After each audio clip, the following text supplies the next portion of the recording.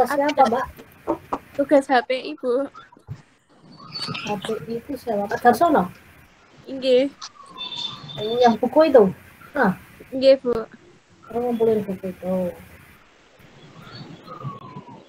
Kalau jauh-jauh ya diserahkan gitu atau lewat ya pos. Biasanya ya titip temannya, Bu, lewat pos gitu. Titip teman Oh, yang dekat. terus diantar ke kampus gitu ya. Inggih. Oke.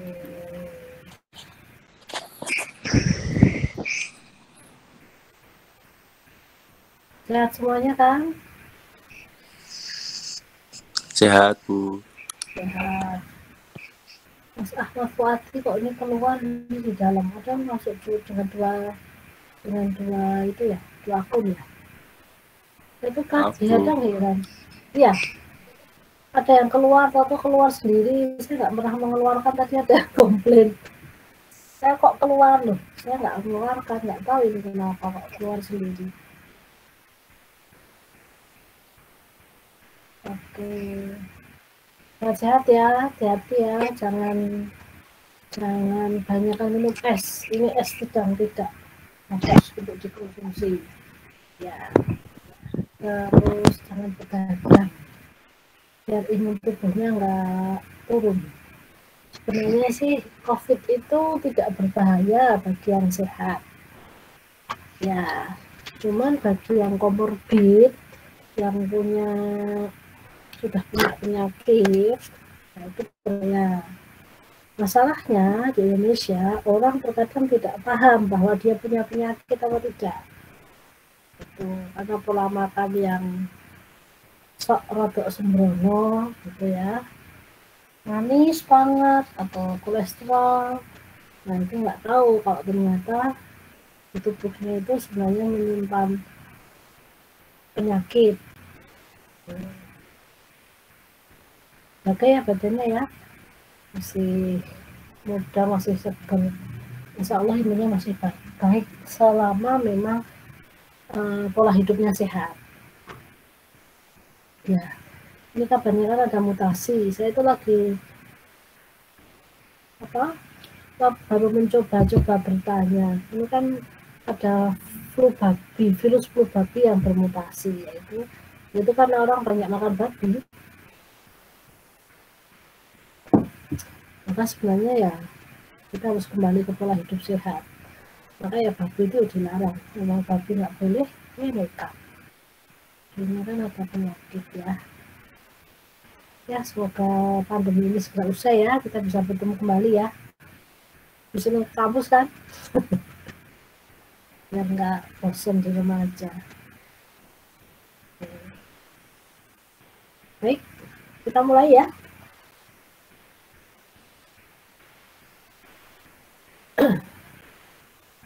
Lalu kok ini kok ada yang keluar, ada yang sudah masuk, kemudian keluar lagi, ini kenapa ya? Ada yang tahu kenapa ini? Saya nggak paham ini. Sinyalnya, Ibu. Sinyalnya di sini atau di sana, Mbak? Sinyal saya atau sinyalnya yang masuk? Biasanya sinyal yang join ke Ibu gitu ya. Yang gitu. kurang bagus karena keluar masuk. Nggak, terus kemudian keluar masuk sendiri. Gitu. Ya. Makanya saya kelihatannya ya saya baik-baik saja dan saya tidak pernah mengeluarkan siapapun sih. Seperti ini kok. Oh ya, nanti untuk daftar hadir Anda bisa nulis nama di chat ya. Ini ada chat kan? Ini ada kolom chatting yang kotak-kotak ini ya. Nanti silahkan nulis nama, NIM, dan kelas ya. Ya, untuk mengetahui siapa saja yang hadir. Ya, bisa saya masukkan dalam presentasi. Baik, saya mulai aja ya. Bismillahirrahmanirrahim. Assalamualaikum warahmatullahi wabarakatuh. Waalaikumsalam warahmatullahi wabarakatuh. Alhamdulillahirrahmanirrahim. Wassalatu wassalamu ala asrofil anbiya'i wal mursalin wa ala alihi wa sahbihi ajma'in. Alhamdulillah kita sudah dapat bertemu kembali dalam kuliah, masih kuliah edisi daring ya. Ya, alhamdulillah difasilitasi sama Google ini ya. Ya, semoga apa yang usaha kita yang memang sekarang usahanya lebih ya, usaha kita untuk memperoleh ilmu ini kemudian mendapat berkah dari Allah Subhanahu wa taala. Dan kemudian ilmunya manfaat. Amin. Oke, semoga ini tidak menjadi kendala. Oh ya, kita ada kelasnya nih. Tambah kelas nih, yang perlu ditambah kelas kan nanti bingung. Soalnya saya ini aja ngajar 7 kelas. A, B, C, D, E, F, G. Oh ya, saya agak kesulitan melacak kelas C. Pasti apa kelas apa ya? Yang saya belum punya itu ya. Itu kok belum punya kelas A, B, C, D, kelas C. Kalau ada yang teman Anda yang kelas C, tolong diminta buat grup ya. Karena saya akan mungkin nge-share materi juga via grup. Ya khawatir kalau lewat psikologi nanti kadang sok dadak banyak kuota ya. Nah, saya akan share via grup juga. Gitu nggih. Minta tolong ya. Mas Fauzi, Mas Ma'ruf atau Mbak siapa ini? Mbak Natasha. Ya. Minta tolong ya. Yang kelas C tolong saya dimasukkan di grup kelasnya. Baik. Langsung saja saya mulai.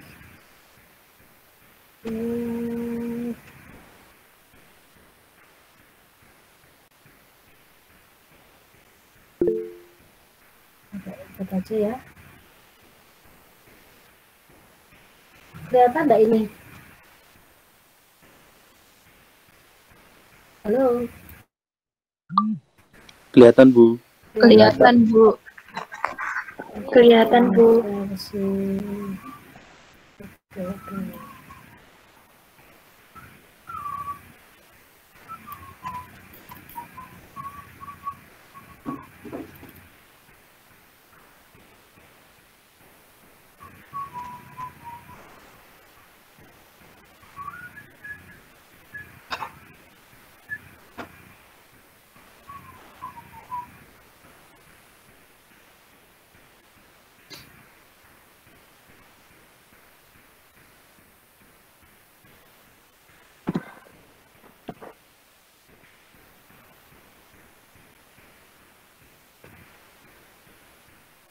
Baik.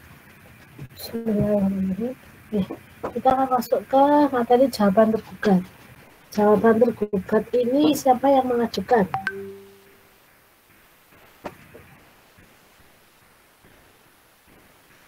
Penggugat atau tergugat? Tergugat, Bu. Betul. Apa fungsinya jawaban tergugat?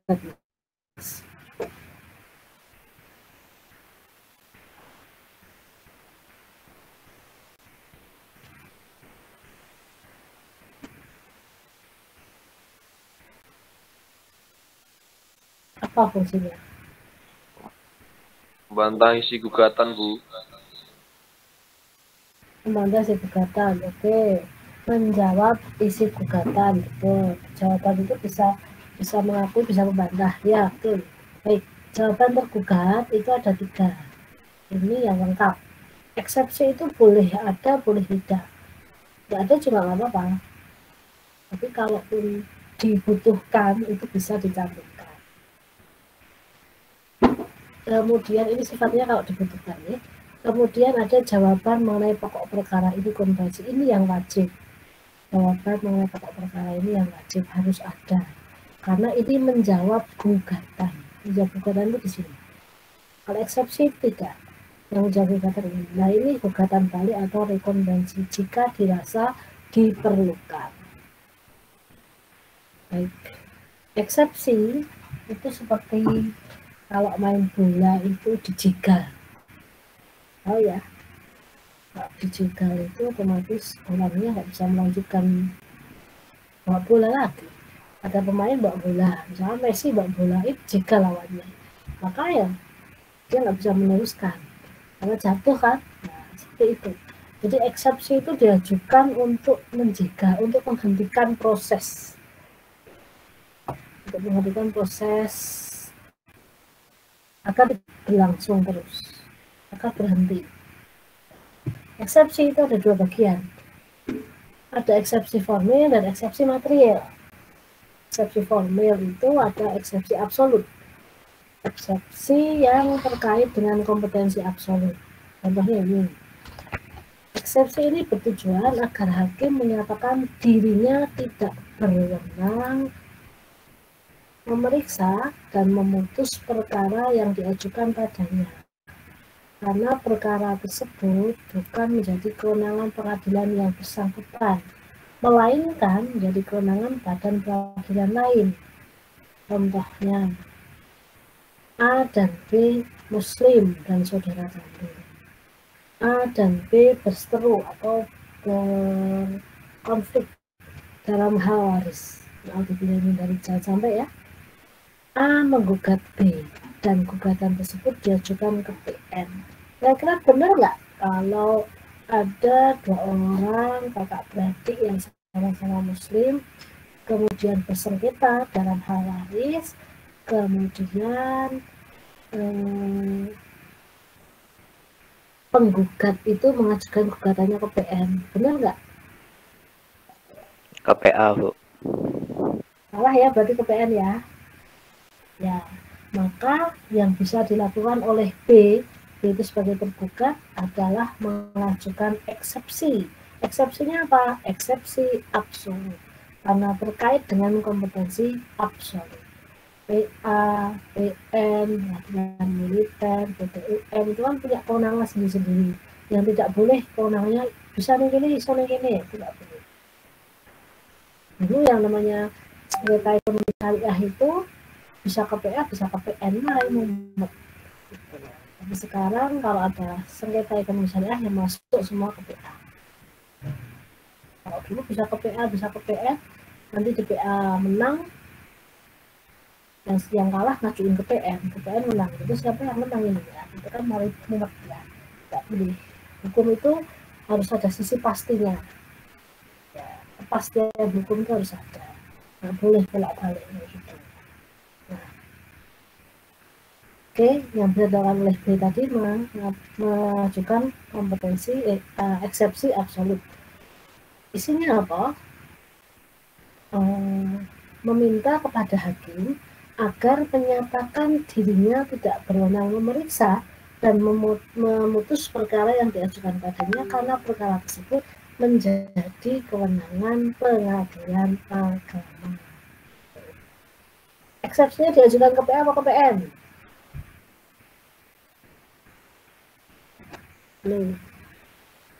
Halo. Maksudnya, Bu? Ini ya, dalam kasus ini ya. Misalkan ini sudah diajukan ke PN toh. Nah, eksepsinya itu diajukan ke PA atau ke PN?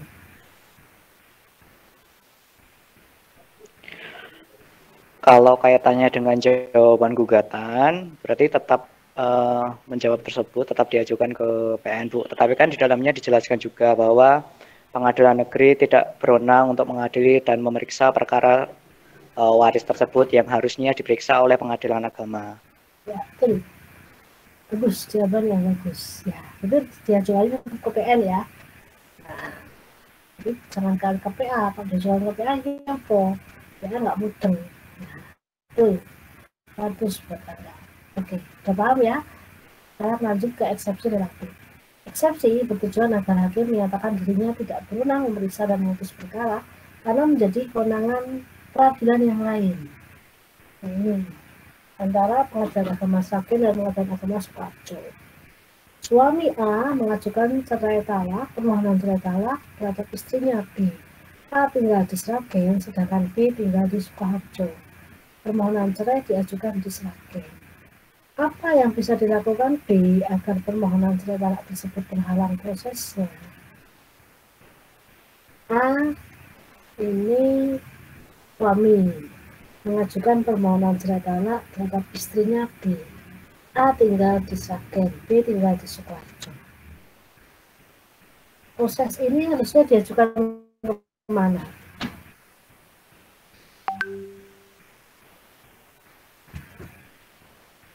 Permohonan permohonan cerai ini diajukan di Sragen, benar nggak?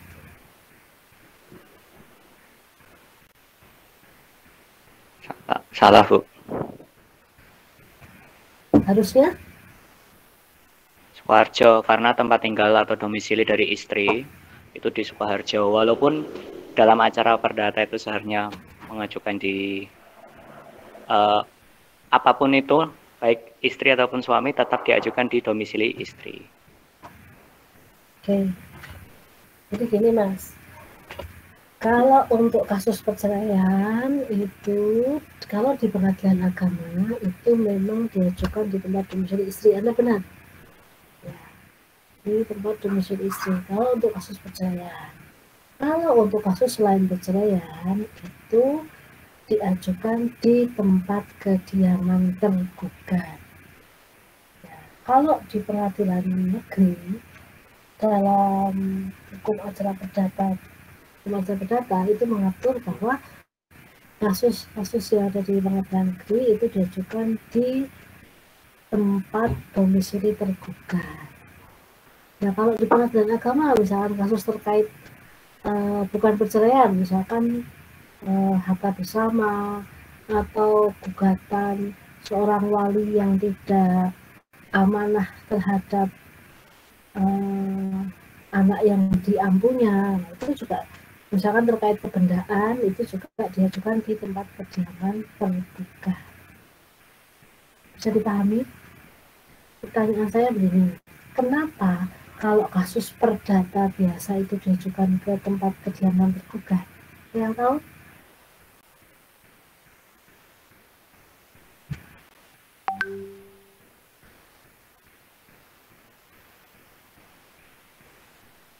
Ada yang tahu?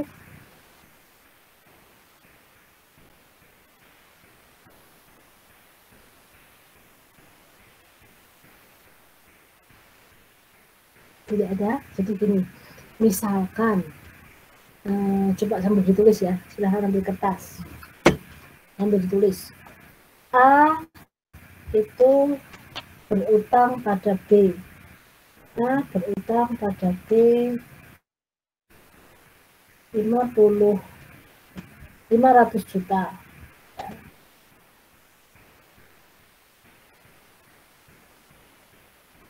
Kemudian B sudah menagih kepada A uang tersebut. Tapi A belum juga mengembalikannya. Setelah melalui beberapa proses, akhirnya B mengajukan gugatan. Siapa yang jadi penggugatnya? A atau B? Halo? Siapa yang menjadi penggugatnya, A atau B? B. B. A sebagai apa, Mbak? Tergugat. Tergugat.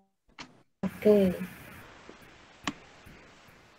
Sekarang, kalau A itu misalkan tinggalnya di Jakarta, B itu tinggalnya, A itu tinggalnya di Jakarta, B itu tinggalnya di Pekanbaru. A tinggalnya di Jakarta, B itu di Pekanbaru. Gugatan diajukan kemana, Mbak? Jakarta. Kenapa kok Jakarta? Domisili tergugat. Domisili tergugat. Kenapa kok domisili tergugat?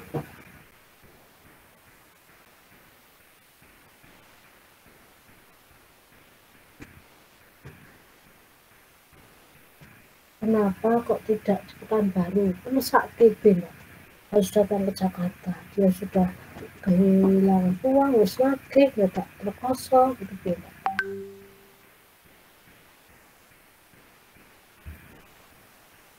Kenapa kok harus diajukan di Jakarta?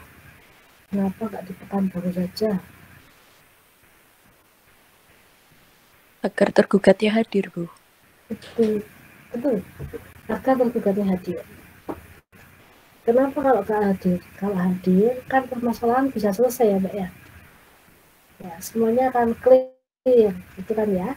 Permasalahan bisa lebih mudah diselesaikan. Nah, untuk membuat agar tergugat itu tidak bukan alasan dia nggak mau hadir, maka perkara itu diajukan ke Jakarta. Arep alasan apa? Wis tak ajuke ning cedak omahmu. Kamu nggak usah datang jauh-jauh, saya yang datang jauh-jauh misalkan.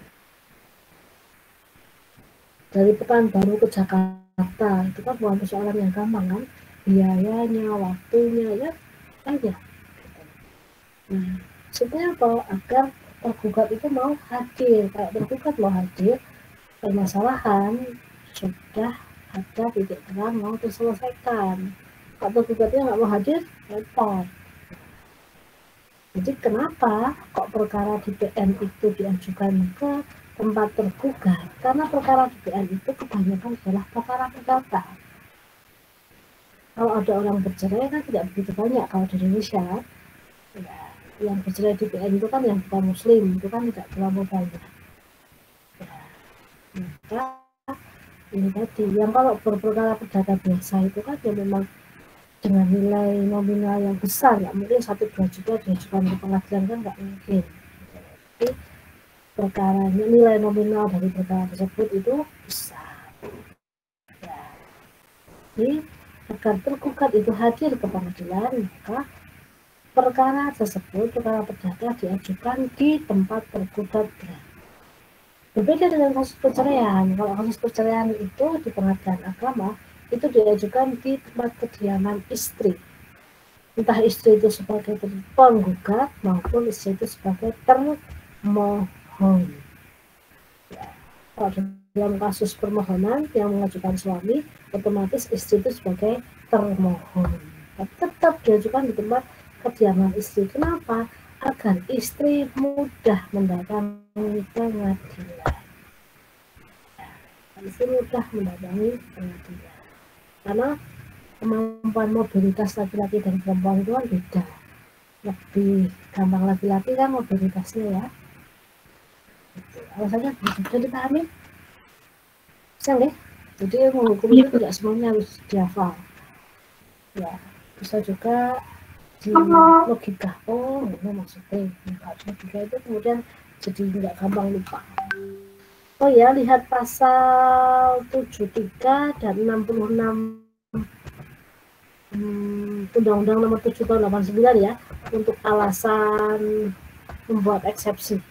Nanti saya berikan contoh soal. Sudah saya kirim gitu. Itu dikerjakan ya nanti ya. Kerjakan, tulis tangan di folio bergaris, kemudian di scan atau di foto, masukkan ke psikologi. Kemudian eksepsi legis in idem. Nah ini, eksepsi ini diajukan agar hakim menyatakan gugatan tersebut tidak dapat diterima karena sudah pernah diputus, diperiksa lagi. Nah, kalau persoalan damaian itu biasanya memang tidak dibuat putusan perdamaian karena khawatirnya nanti akan habis idem kalau kasusnya alasannya sama lagi. Nah, maka kalau mau mengajukan, kalau dulu damai berhasil dengan alasan itu, sekarang kalau mau mengajukan harus alasan yang berbeda agar tidak habis idem. Kemudian eksepsi karena penggugat tidak memiliki kedudukan mengajukan gugatan. Nah, jadi baca nanti A dan B itu saudara kandung, nah C itu istrinya B itu kok menggugat, kan nggak pas. Penggugat yaitu A bisa mengajukan eksepsi. Kamu itu nggak patut, nggak pas kalau mengajukan gugatan, karena kamu bukan terkait secara langsung. Oke. Eksepsi dilapoir. Ini menggagalkan suatu gugatan dengan alasan gugatan belum tiba saatnya. Misalkan mengajukan cerai dengan alasan ditinggal suami selama 2 tahun. Padahal suaminya baru pergi selama 1 tahun. Nah, kok suami bisa pergi setahun? Nah, misalkan memang karena suatu hal dia nggak bisa pulang, dia bekerja nggak bisa pulang, ya, maka suaminya itu pergi mencari kerja, sebenarnya belum pulang-pulang juga, itu pakai alasan itu. Tapi ya nggak serta-merta ya kalau alasan itu kemudian langsung hakim membolehkan. Hakim harusnya memang lebih teliti. Kalau memang alasannya dicari-cari ya ditolak. Eksepsi and hanging beding. itu suatu perkara itu terkait dengan perkara yang lain. Biasanya ini utang piutang, A dan B itu utang piutang. Nah, barang yang jadi jaminan itu ternyata barang waris. Nah, maka kalau ahli waris itu menggugat harta warisnya itu belum bisa. Harta warisnya minta dijual, dibagi itu nggak bisa, karena memang ternyata harta warisan tersebut jadi jaminan di bank. Ya kalau seperti itu bagaimana memutuskannya? Ya jaminan itu diselesaikan dulu, baru kalau sisa maka kemudian dibagi. Karena utang itu harus didahulukan ya daripada bagi warisan. Maka jangan sampai mewariskan utang. Maka hidup harus bijaksana, menggunakan uang harus bijaksana agar jangan sampai mewariskan utang. Tidak mewariskan warisan, ini malah mewariskan utang. Tidak mewariskan warisan itu lebih baik daripada mewariskan utang. Kelihatannya warisannya banyak, tapi utangnya lebih banyak. Itu kan bisa ya waris. Persepsi pentoir, jadi tergugat mengakui, oke, saya memang berutang, tapi sudah bayar melalui istrimu. Oh iya, ini loh buktinya. Jangan jawab eksepsi.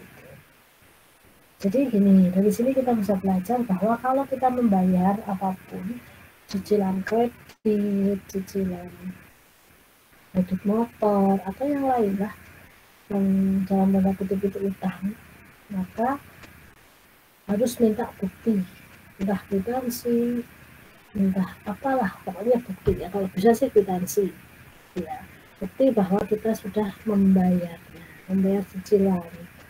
Nah, kenapa bukti ketulus itu penting? Karena kalau suatu ketika itu diperlukan itu sudah ada. Misalkan orang ngangsur motor, suapan ya diserahkan kepada pihaknya yang menagih itu tanpa ada tanda terima, itu bahaya. Harus ada tanda terima. Bisa dijadikan bukti. Bisa dipahami? Ada pertanyaan yang lain, monggo.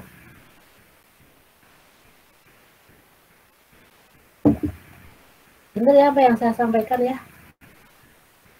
Benar nggak? Nggih, Bu, benar. Benar ya? Baik, oke, saya lanjutkan.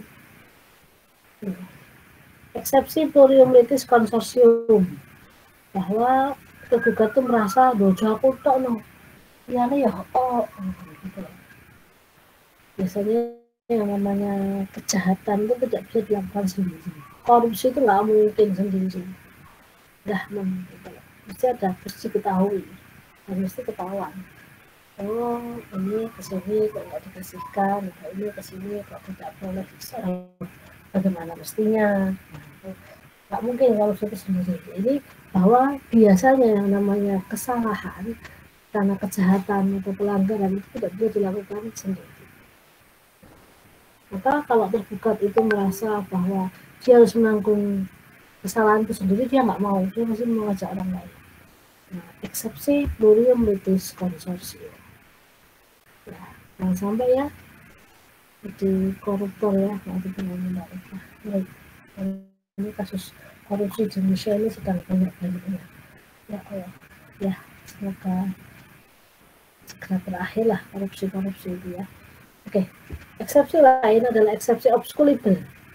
Gugatan yang diajukan tidak jelas permasalahannya. Ini karpe opo, jaka sembung naik ojek ya, nggak nyambung ya. Nggak nyambung, ini permasalahannya opo, karpe opo itu nggak jelas. Kemudian posita dan petitum berbeda, minta alasannya apa, minta apa, itu nggak pas, nggak match, itu bisa dilakukan eksepsi. Gugatan yang kadaluarsa, itu sudah lampau waktu, terus tidak saatnya lagi diajukan gugatan. Kemudian ada lagi kerugian tidak dirinci. Apakah kerugian harus dirinci secara detail? Ya, bisa secara garis besar, tapi kalau mau dirinci, cuman jangan terlalu jumlah karena itu akan menyulitkan. Ya. yang secukupnya lah. Jadi bahasa hukum itu memang terkenal harus jelas, tegas, lugas. Ya, jadi jelas itu yang membaca itu paham. Tegas itu apa yang mau diminta itu jelas tertuang, jelas bisa diketahui. Lugas itu tidak banyak kembangannya, tidak banyak, bukan bahasa sastra ya, bukan bahasa puisi, bukan bahasa sastra, jadi harus lugas. Ya. Baik, ada pertanyaan? Tidak ada. Kalau tidak ada, saya lanjut. Jawaban mengenai pokok perkara atau konvensi. Nah, ini yang wajib harus ada. Ini hukumnya wajib. Kalau tadi hukumnya mubah, ya mubah boleh. Nah. Ini ya Bapak. Jawaban mengenai pokok perkara. Jawaban ini bertujuan untuk melumpuhkan dalil awal dan bermaksud untuk melumpuhkan kebenaran kejadian yang berkenaan dengan posita. Konvensi ini yang memberikan tanggapan terhadap posita dan petitum. Jawaban tergugat itu bisa berisi 3, bisa membantah. Misalkan penggugat menyatakan bahwa tergugat telah melakukan kekerasan fisik kepada penggugat, maka dalam jawabannya tergugat bisa membantah, tidak, tergugat tidak melakukan kekerasan fisik terhadap penggugat. Memar, misalkan memar ya, resmi memar yang dialami oleh penggugat itu karena waktu itu penggugat kurang hati-hati ketika membawa kuah masakan. Akhirnya kuah masakan tersebut jatuh, tumpah, dan kemudian terpeleset mengenai tergugat, dan tergugat kemudian terantuk jatuh ke bawah, tentu menyebabkan kepala tergugat dan kepala penggugat kemudian robek. Nah, sehingga harus dilakukan, harus dijahit, harus dioperasi kecil di rumah sakit, misalkan seperti itu. Bantahan, tapi bantahannya nggak boleh mengada-ada ya. Apa yang disampaikan di pengadilan itu harus benar, karena disumpah. Bisa juga isi jawaban itu mengakui benar bahwa penggugat dan tergugat adalah pasangan suami istri yang sah. Benar bahwa antara penggugat dan tergugat telah hidup bersama dan dikaruniai 2 orang anak. Misalkan, atau dalam kasus lain, benar bahwa penggugat dan tergugat terlibat dalam perjanjian utang piutang. Bisa juga mengajukan fakta baru. Tergugat menyampaikan bahwa kepulangannya yang tertunda itu adalah karena adanya konflik di daerah tempat tinggal tergugat berada waktu itu. Ya, misalkan tergugat itu adalah pegawai di Freeport. Freeport itu di Papua ya. Nah, terjadi kerusuhan di sana, menyebabkan tergugat itu tidak bisa pulang dan tidak pula bisa memberikan uang bulanannya, karena memang situasinya tidak memungkinkan. Kalau mau keluar itu sudah ada OPM, sudah pemberontak yang ada di dekat Freeport. Nah, itu nggak boleh keluar sama sekali. Maka kemudian selama beberapa bulan tergugat tidak memberikan nafkah kepada penggugat. Misalkan ada fakta baru. Kalau tergugat itu merasa bahwa dia harus meminta sesuatu, maka dia bisa mengajukannya dalam konvensi. Misalkan tergugat menggugat balik dengan dalam hal yang belum diajukan penggugat. Misalkan penggugat itu dalam kasus perceraian meminta perceraian harta bersama. Dia lupa meminta hak asuh anak, maka tergugat bisa meminta hak asuh anak. Gitu. Ada yang mau ditanyakan? Halo, Bu Emi. Ya. Kan ada gugatan rekopensi kan Bu, atau gugat balik. Kira-kira eh, batasan dari pengajuan rekopensi itu di saat apa aja, Bu? Apakah harus mutlak di saat jawaban gugatan atau boleh kita ajukan di saat duplik?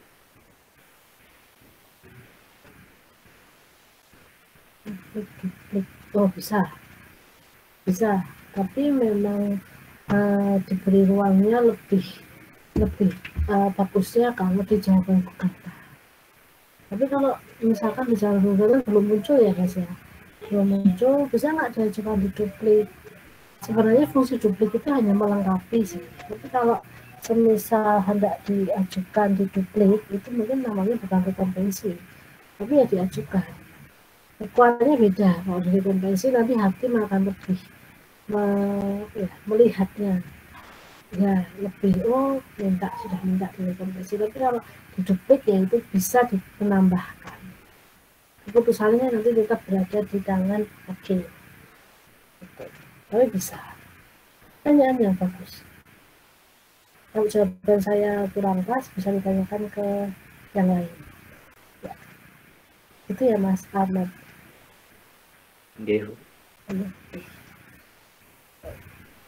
Duplik itu fungsinya melengkapi. Di sini tidak saya sabarkan sampai duplik ya. Batasan waktu dan sempitnya materi ya. Jadi Anda bisa pelajari tentang duplik di banyak materi. Jadi intinya sih menambahkan sebenarnya hal-hal yang belum disampaikan di bahasan sebelumnya bisa ditambahkan di atau mengulang yang menegaskan kembali itu bisa disampaikan di. Terus pertanyaannya, ada yang lagi yang lain?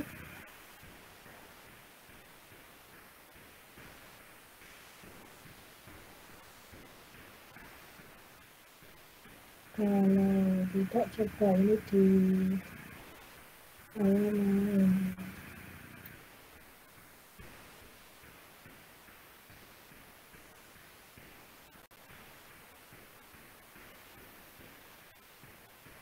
kelihatan enggak?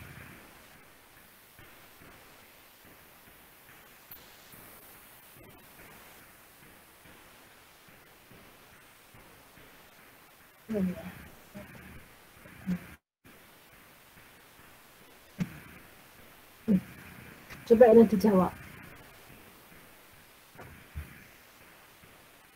Sudah kelihatan? Soal eksepsi. Kelihatan Mas? Kelihatan. Oke.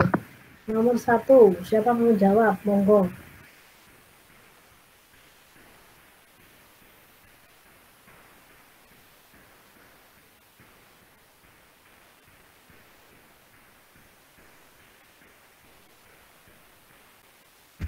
Monggo. Nomor 1.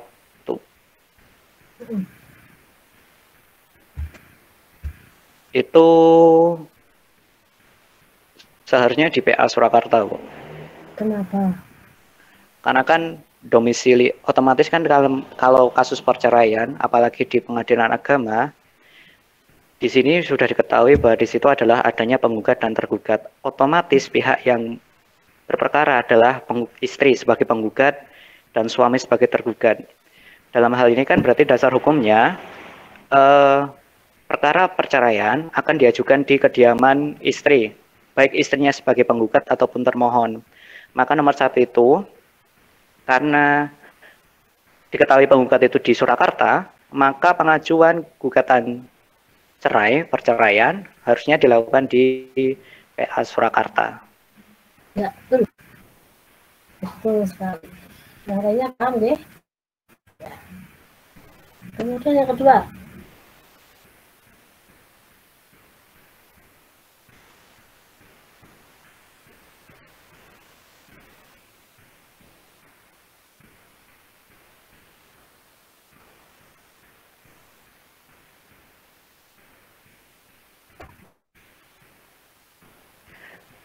Nomor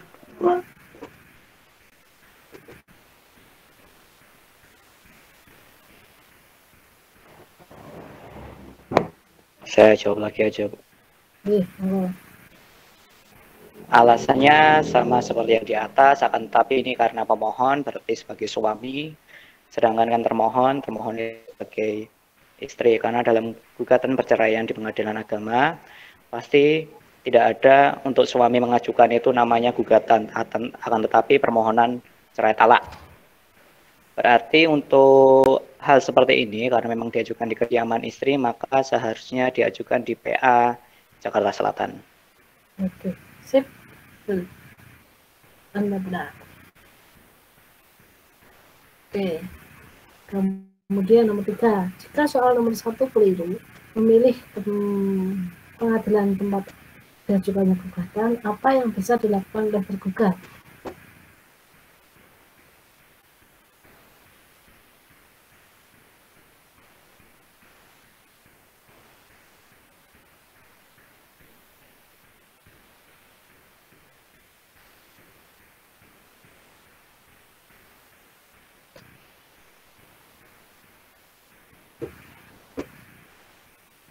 Apa yang bisa dilakukan oleh tergugat?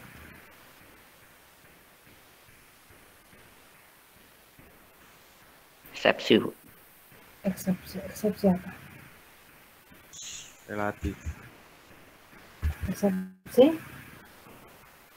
Eksepsi relatif karena berkaitan dengan daerah hukum. Berkaitan dengan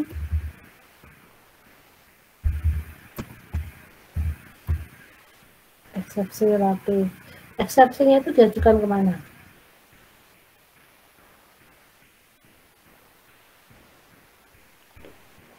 Ke pengadilan agama mana?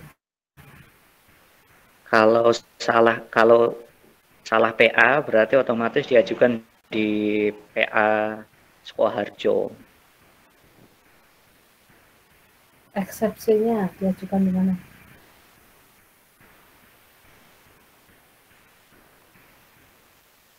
Ini kan harusnya di PA Surakarta kan Mas ya. Nah, ini keliru diajukan di Pengadilan Agama Sukoharjo. Nah, eksepsinya itu diajukan kemana?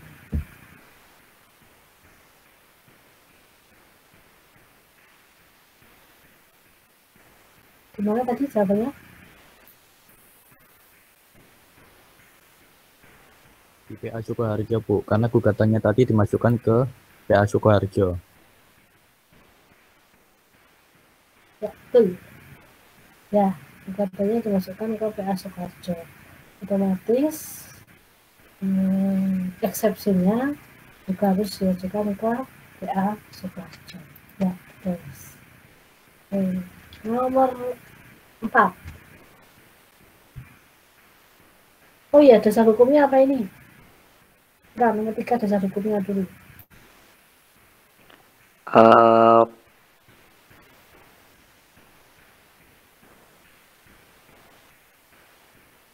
Pasal 133 HIR, Bu.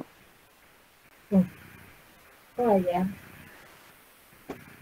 Terlalu jauh kalau pakai HIR.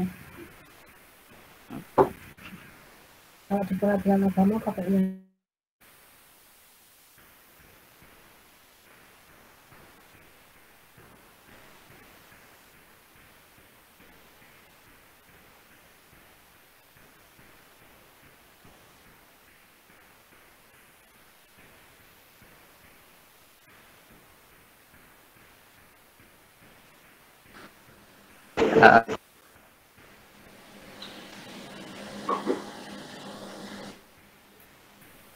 mana? Pasal 66 UU nomor 7, Bu. Betul. Pasal nomor 6. Oke, nanti saya tunjukkan pasalnya ya. Oke. Nomor 2 ini juga ya sama. Sekarang kalau di nomor 5 diajukan kemana? Jika A dan B berseteru dalam hal harta benda bumi, A berada di Samarinda, B di Pontianak. Di mana gugatan tersebut diajukan?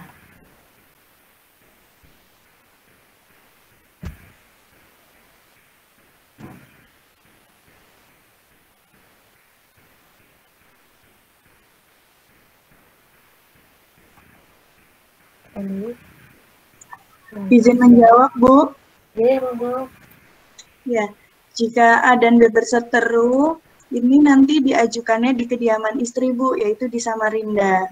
Karena yang melayangkan gugatan yaitu pihak istrinya. Ini gugatan apa kan, Mbak? Ini gugatan Gonegini, Bu. Ini penggugatnya siapa? Oh, iya. Ini penggugatnya A, Bu. Ya, A itu suami atau istri? A ini sebentar, Bu. Nggak A-nya tahu, ini, Mbak. oh iya, A-nya nggak tahu, Bu. Ya. Suaminya. A-nya itu istri. Oh. A-nya nggak tahu ya, Bu? Iya, Gimana? A-nya Bisa saja suami, bisa saja istri. Maka saya pisahkan kan ya.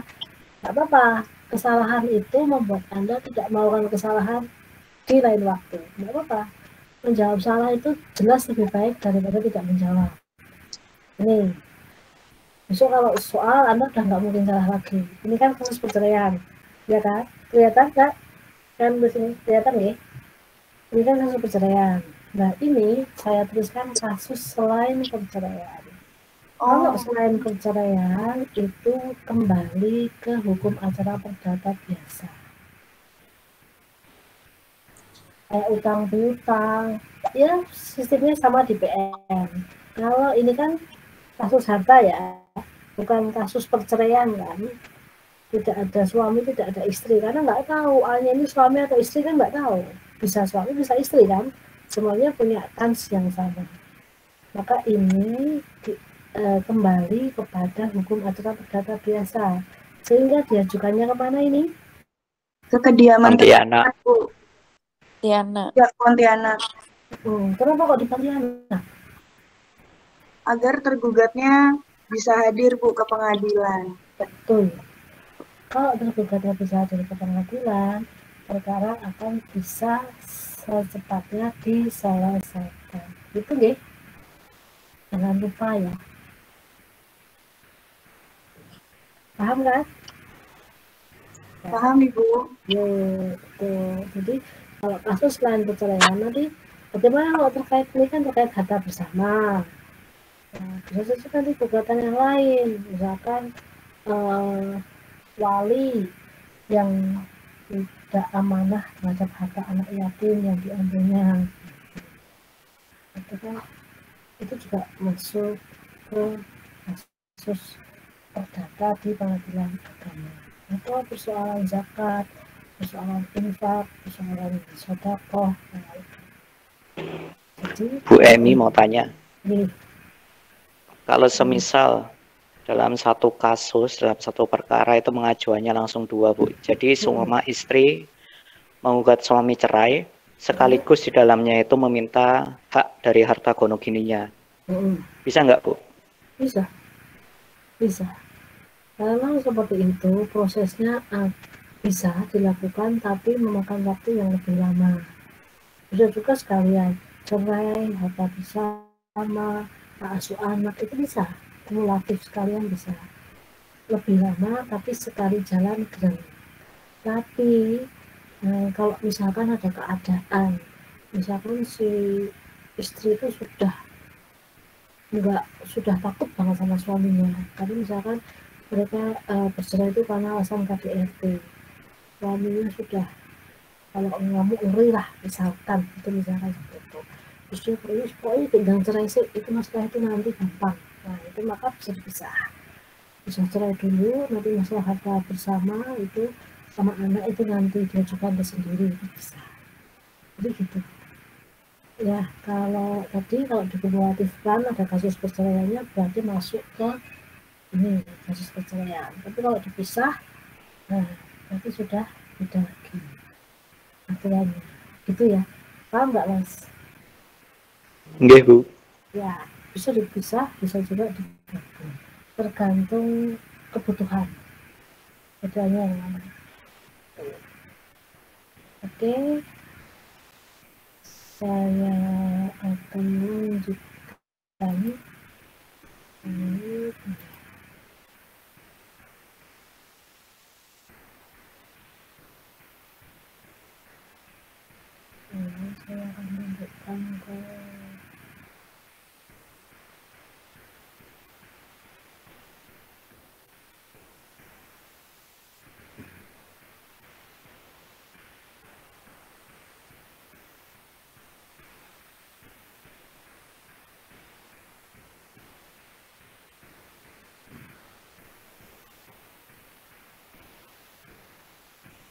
Kelihatan ini?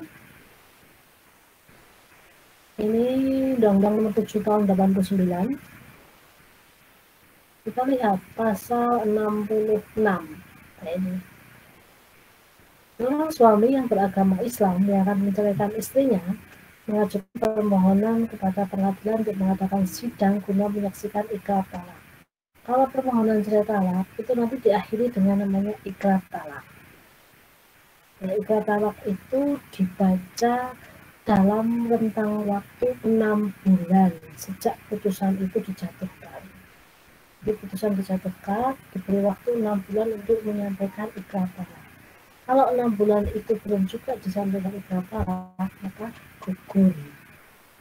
Pengajuan itu dianggap gugur. Jadi kalau cerai talak itu suami wajib mengucapkan ikrar talak.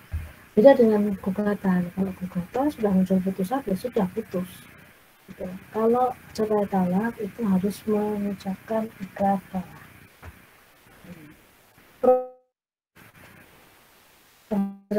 Diajukan kepada pengadilan yang daerah hukumnya tempat kediaman termohon. Termohon itu siapa? Istri ya. Kecuali apabila termohon dengan sengaja meninggalkan tempat kediaman yang ditentukan bersama.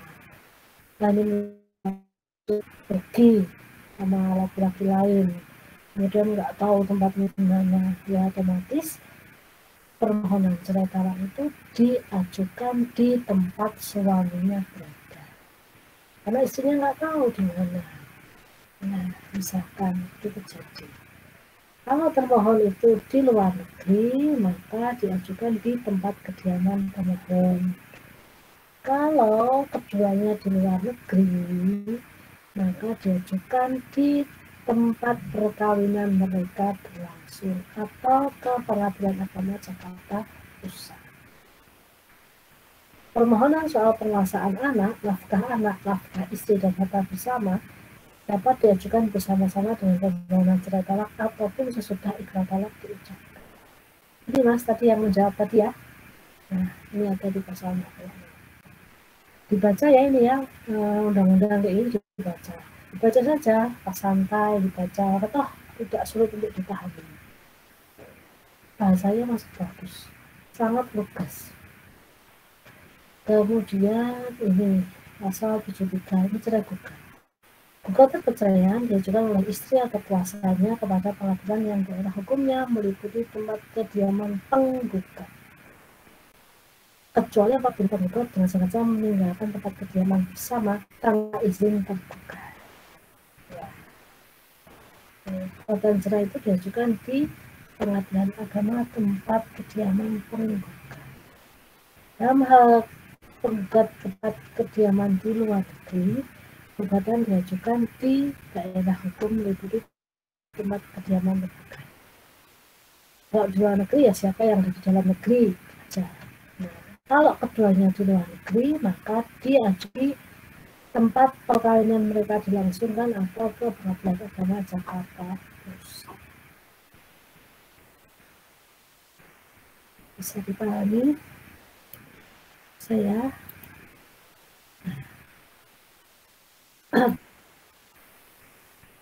Kemudian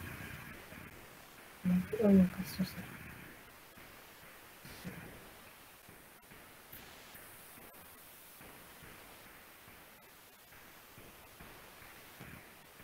Saya minta Anda mengerjakan tugas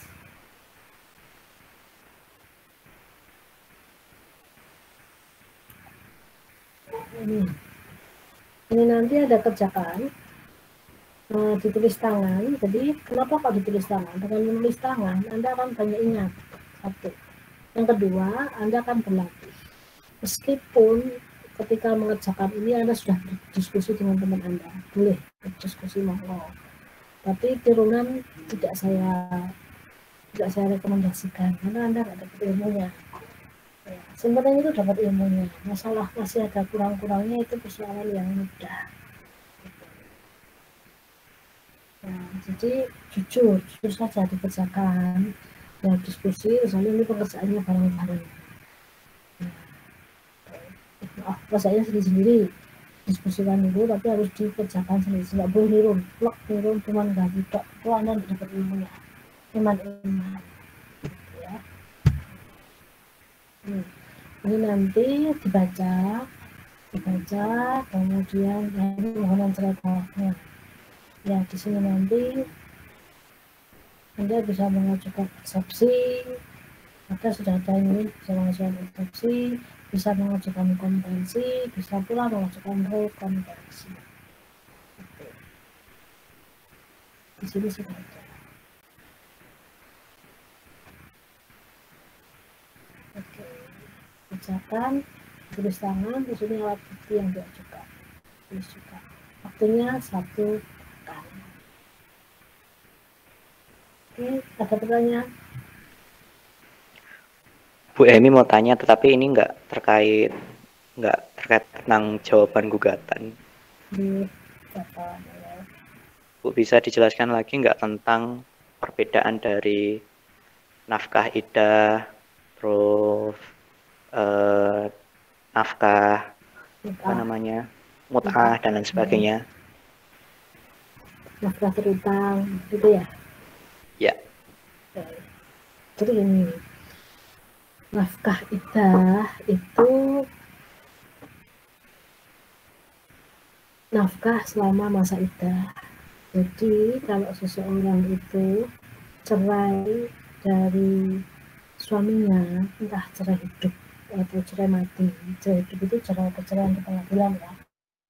Kalau cerai mati itu berarti karena suaminya meninggal, nah itu ada masa iddahnya. Masa iddah itu digunakan apa? Masa iddah itu masa menunggu apakah si istri itu hamil atau tidak. Karena terkadang kehamilan itu bisa diketahui dalam waktu 2-3 bulan, tidak langsung 1 bulan. Atau orang yang siklus menstruasinya itu tidak teratur.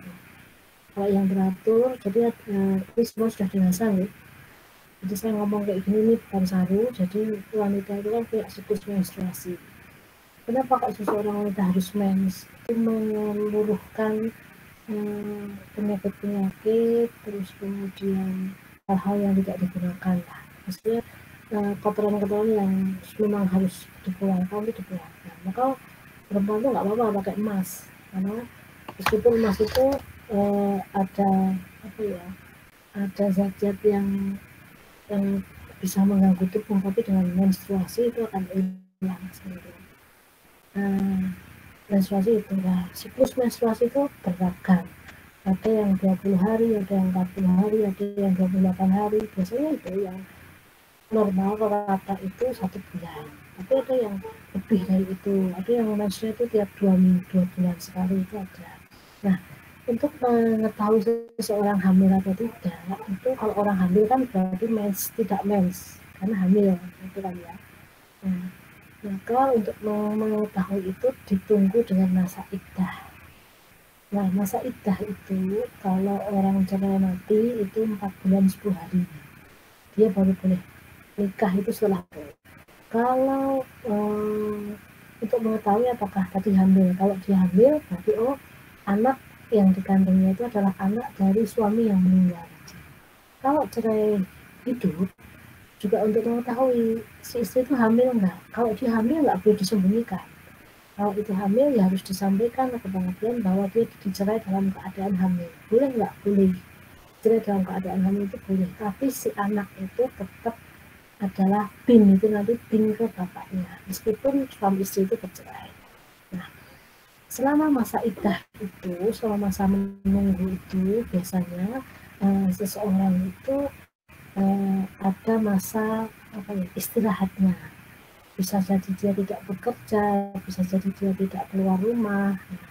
Maka syariat Islam mengatasi hal itu dengan memberikan nafkah iddah. Nafkah iddah itu ya terutama untuk yang cerai hidup ya, nafkah iddah. Kalau hamil tadi ya dia diberi nafkah iddah. Ya, kalau tidak hamil juga. Nah, cuman fikih itu pemahamannya masih berbeda seperti ini. Fikih itu menganggap seseorang yang mengajukan gugatan cerai, dia itu berani pada suaminya. Maka kalau dalam gugatan cerai itu biasanya tidak dikabulkan permintaan tentang nafkah iddah. Karena dianggap istri itu berani sama suaminya. Kok berani-berani mengajukan gugatan, berarti istri itu udah berani pada suami. Padahal kan seharusnya istri itu taat pada suami. Sementara problem seorang istri mengajukan gugatan cerai itu bisa jadi karena suaminya yang tidak bertanggung jawab, kan gitu. Bukan karena berani. Nah, maka perlu ada pembaruan fikih. Nah, pembaruan fikih sehingga kalau memang diketahui kenapa istri itu mengajukan gugatan karena suaminya tidak bertanggung jawab, maka suami itu bisa dibebani dengan nafkah iddah. Bisa ditanya Mas Anot? Iya, Bu. Jadi begitu. Nah, nafkah iddah itu maksudnya tadi ada jaminan hidup buat istri ketika masa iddah. Kalau dihamil ya berarti dia tercukupi dengan uang iddah itu. Kemudian ada nafkah mut'ah. Mut'ah itu pemberian. Jadi kalau seseorang itu dicerai ya seperti misal hibah lah. Jadi suami itu memberikan hibah kepada istrinya. Mut'ah. Ya, mut'ah itu dalam tanda kutip artinya dalam segi bahasa artinya bersenang-senang. Ini monggo lah digunakan untuk apa saja, monggo silahkan. Pemberian dari mantan suaminya. Mut'ah. Bisa minta. Istri bisa minta mut'ah, bisa. Nah, apakah kalau tidak minta itu bisa memberi? Bisa. Ibu bisa mengajukan, itu bisa. Itu tidak usaha petita, bukan. Tapi memang seharusnya itu diberikan, itu boleh. Kemudian apa lagi? Nafkah terutang. Nafkah terutang itu misalkan begini, kalau istri itu mengajukan gugatan dengan alasan suami tidak memberikan nafkah selama 2 tahun berturut-turut. Nah, selama 2 tahun berturut-turut itu diketahui bahwa suami itu memang sengaja lalai. Ya, lalai. Sengaja dia memang tidak tanggung jawab. Nah, ketika 2 tahun berturut-turut istri harus menanggung semua biaya yang harus dikeluarkan, biaya untuk hidup sehari-hari, biaya anak dan lain sebagainya, maka itu bisa diminta ketika istri itu mengajukan gugatan perceraian, nafkah terutang. Nah, misalkan 1 bulan itu habisnya 5 juta sekali 24 bulan, ya, itu harus diberikan oleh suami. Suaminya itu sebenarnya kaya, tapi dia lalai, ya tanda kutip tidak begitu tanggung jawab lah, karena dia sudah ada perempuan lain, ada zaman lain, maka dia tidak tanggung jawab. Itu bisa diminta. Itu Mas Kanot. Iya, Bu. Paham ya? Terus ada pembaruan fikih. Saya tertarik membahas tentang itu, bagus. Kak Saifuddin saya kira menguasai tentang itu. Ada lagi? Ibu, saya mau Tidak ada? tanya. Saya mau tanya, Mbak Bu. Lina, monggo, Mbak. Jadi gini, misalkan ada sepasang suami istri menikah, tapi menikah siri, Bu, tanpa dicatatkan ke KUA. Nah, setelah bercerai, istrinya itu bisa nggak mengajukan hak harta gono gini ke pengadilan? Kalau menikahnya tidak ada suratnya, mengajukan gugatan perceraian nggak bisa, Mbak. Nah, kelemahannya menikah di bawah tangan. Kalau saya lebih cenderung mengatakan itu nikah di bawah tangan ya. Nikah di bawah tangan itu berarti nikah yang tanpa adanya akta nikah, ya, karena tidak didaftarkan. Sebenarnya sekarang itu tidak zamannya lagi nikah di bawah tangan. Kalau dulu alasannya karena tidak ada biaya. Nah, sekarang itu menikah itu gratis. Ya. Jadi tidak ada alasan menikah di bawah tangan karena nggak ada biaya, itu nggak bisa diterima. Dan harusnya ini memang tidak terjadi. Ya, kalau ada orang terkendala karena masalah biaya, itu harusnya masyarakat lain yang mampu itu bisa mengatasinya. Tapi kalau nikah di bawah tangannya karena alasan-alasan tertentu, misalkan menjadi istri kedua, ketiga secara diam-diam, itu akan menimbulkan konsekuensi negatif buat dia sendiri. Jadi kan sebenarnya hukum di Indonesia itu perkawinan bagus kok. Hukum perkawinan di Indonesia itu didasarkan pada hukum Islam. Coba dibaca di Undang-Undang Nomor 1 Tahun 74. Itu maka isinya adalah bagaimana perkawinan itu diatur dalam syariat Islam. Itu luar biasa. Perjuangan para legislatif dahulu yang waktu itu notabene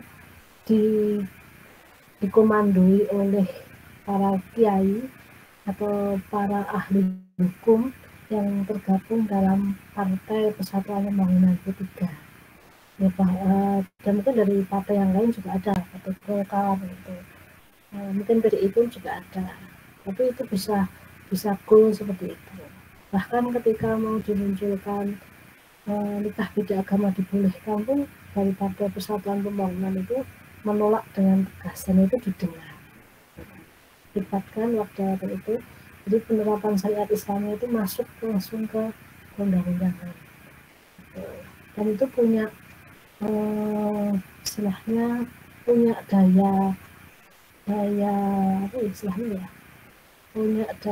Punya kekuatan hukum yang lebih kuat. Ya, semoga kita bisa dapat DPR yang bagus-bagus kayak dulu lagi ya. Nah, gitu Mbak. Jadi kalau itu ya nggak bisa, Mbak. Nggak bisa, diajukan ke pengadilan pun nggak bisa. Kalau mau minta ya minta secara personal.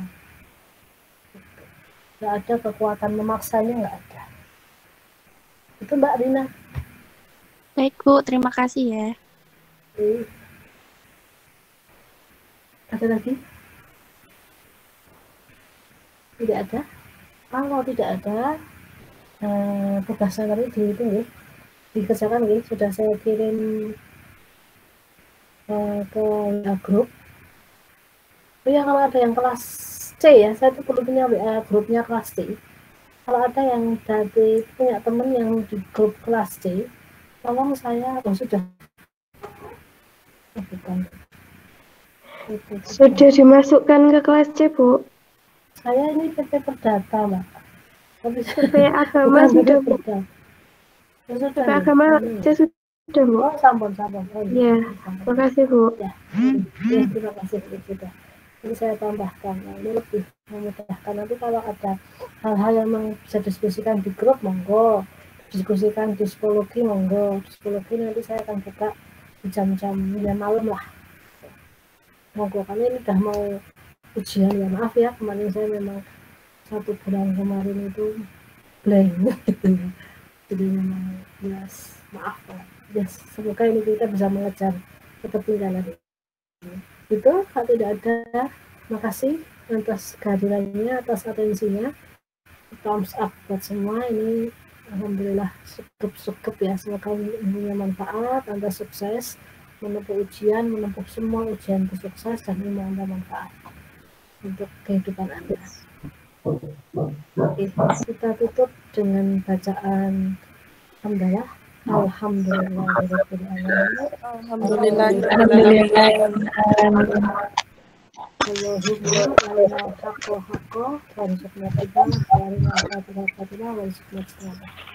Ketemu lagi hari Rabu depan ya. Hari Rabu depan kita ketemu lagi ya. Nanti saya berikan pengumumannya. Terima kasih. Assalamualaikum warahmatullahi wabarakatuh.